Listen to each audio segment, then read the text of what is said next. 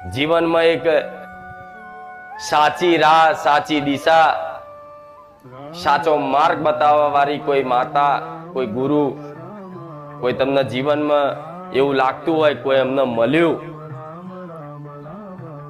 તો એ ભગવાનની વિશેષ કૃપા હોય.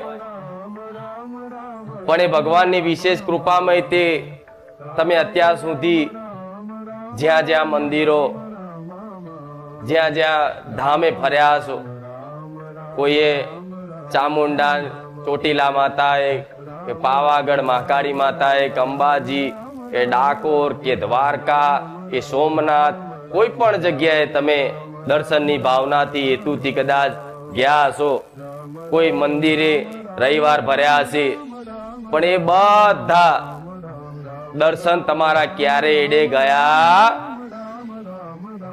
હનુમાનજીનો એક શનિવારે કર્યો હશે, કોઈ હનુમાનજી પર તેલ ચડાવ્યું હશે કે સિંદૂર ચડાવ્યું હશે, કોઈ પણ દેવી શક્તિ, નાની મોટી મંદિર ડેરી વાળી કે મોટા મંદિર વાળી કોઈ પણ જગ્યાએ અમથા નમસ્કાર પ્રણામ કર્યા હશે ને, એ ક્યારે એડે જતા નથી.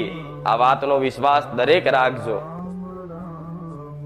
એટલે જ્યાં જ્યાં અત્યાર સુધી તમે ગયા, જ્યાં જ્યાં ગયા ત્યાં કંઈ પણ શીખ્યા, તમને જીવનમાં ક્યાંક જવાથી કંઈ પણ સાચી દિશા, સાચું માર્ગદર્શન મળ્યું હોય તો એ આજના દિવસે દરેકના મનથી યાદ કરી એમને પ્રણામ કરી લેજો.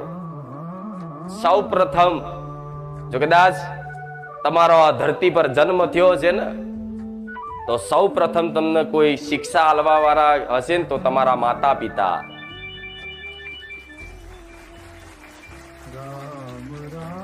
કે જેણે બોલતા શીખવાડ્યું, વસ્તુનું જ્ઞાન કરાયું. આજે તમે ગુજરાતી સ્પષ્ટ રીતે બોલી શકો છો, માતૃભાષા છે, તો આ ગુજરાતી સૌ પ્રથમ કોણે શીખવાડી? તમારા માતા પિતાએ. મમ્મી પપ્પા બોલતા શીખવાડ્યું, કાકા કાકી, દાદા દાદી, મામા મામી, બધું તમારા માતા પિતાએ શીખવાડ્યું. એ પછી એ જ માતા પિતાએ આના બહુચર માં કહેવાય, આના ચામુંડ માં કહેવાય, આના મેલડી માં કહેવાય, આના ખોડિયાર માં કહેવાય, આના સિકોતર માં કહેવાય, આના બ્રહ્માણી માતા કહેવાય, આના શંકર ભગવાન કહેવાય, આના કૃષ્ણ ભગવાન કહેવાય, આના હનુમાનજી મહારાજ કહેવાય. કે ના?